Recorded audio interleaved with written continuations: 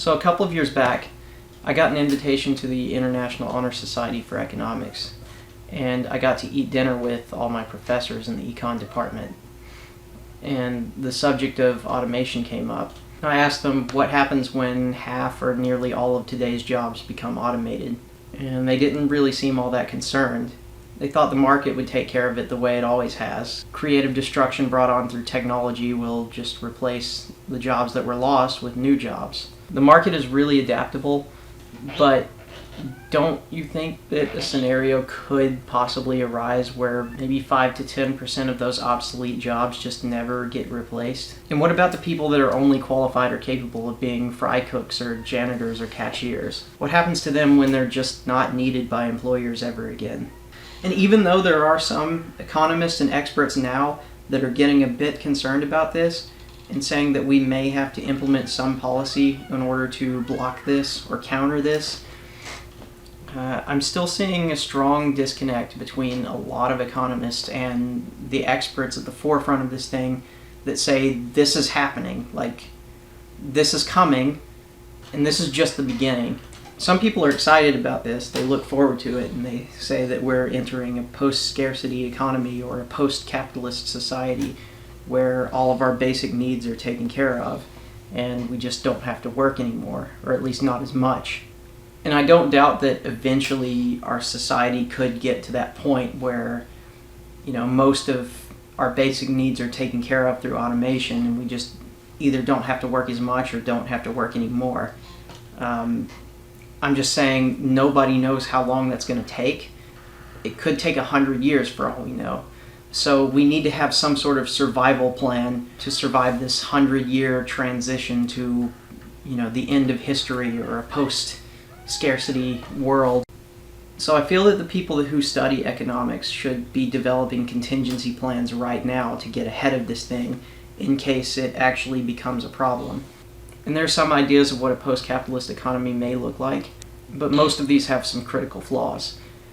They involve technology that doesn't exist without a detailed transition plan, and many of these plans need human nature to change in order for them to work. So the purpose of this video is twofold.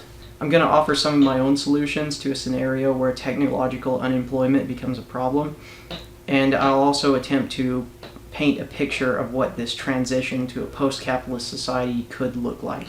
Personally, I think things probably will get bad before there's enough pressure to actually change policy and before we actually do anything about it. But should we go down this road, we may want to revisit and implement something like what I'm proposing. So what are some of the problems technological unemployment could cause? If enough people are no longer needed by employers and excluded from the economy, and wealth inequality continues to rise, massive social unrest could spread across the developed world. The government of China is terrified of social unrest from its poor inland provinces, and the Asian manufacturer Foxconn has already announced plans to purchase 1 million robots in order to replace its workers.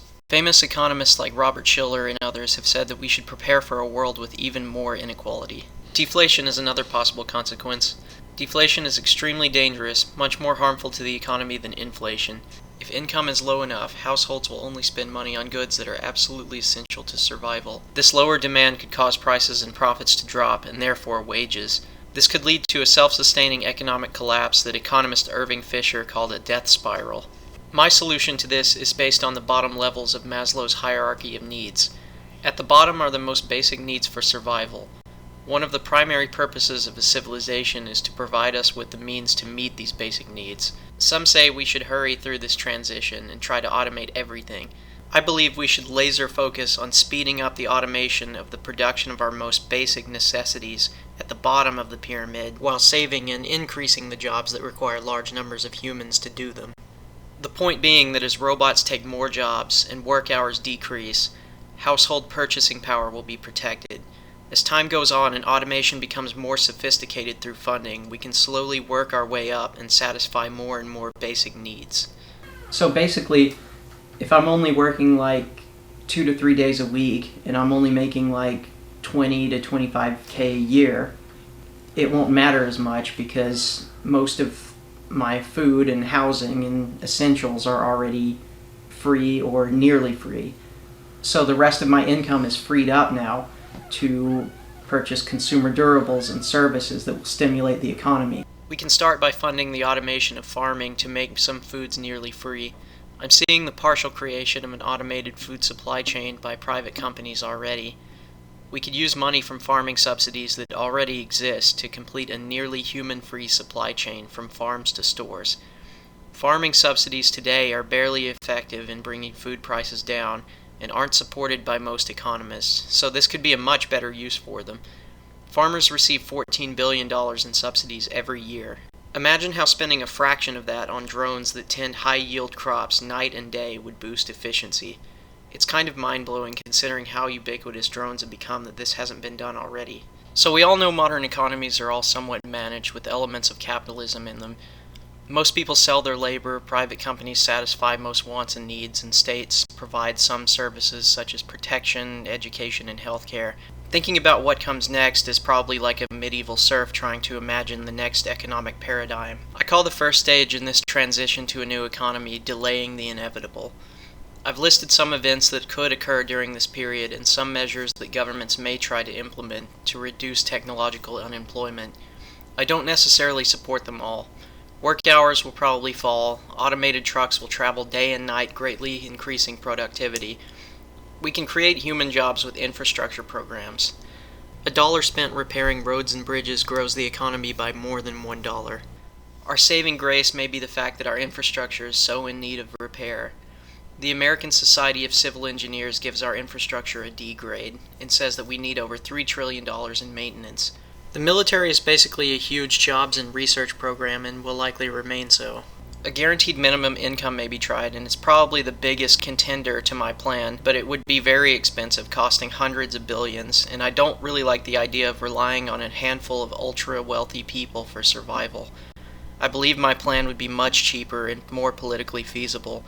Also, if it does become necessary, it would be much cheaper if prices of necessities were drastically reduced beforehand. Work hours will likely be greatly reduced as machines do more and more of the work. I think private cars will be relatively rare. This trend in car ownership has already begun. I think shared automated cars will be too good a deal to resist. Imagine Uber without having to pay a driver. Nearly free transportation for entire cities can be provided by private companies or local governments, probably a combination of both. I imagine parking garages full of drone cars operating similar to an automated aircraft carrier, with cars going on their automated routes and returning when they need maintenance. A few buildings controlled by a central server could cover the needs of a city, and traffic in parking lots would be eliminated. We see a separation of premium goods and services, and essentials that are basically free. A fraction of food in grocery stores could be free, but you would still have to pay for premium restaurant food or meat. As 3D printing of buildings becomes more advanced, we can move on to speeding up the automation and mass production of printed homes.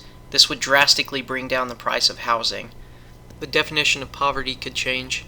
The poor in industrialized countries will no longer be identified by a lack of access to essential basic needs.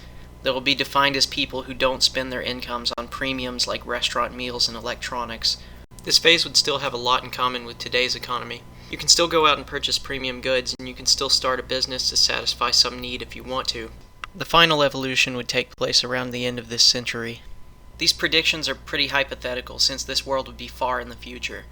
Artificial intelligences would control the acquisition of resources and production of material goods.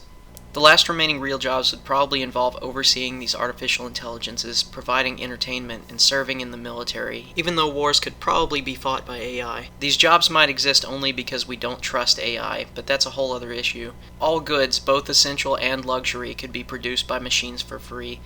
In 100 years, we may be able to use molecular assemblers to assemble any item imaginable from scratch, atom by atom, from raw materials. Funding and speeding up the creation of molecular assemblers could be the final step of this plan. Well, that's it. Am I insane? If you have any intelligent comments or questions, please add them and I will try to answer back.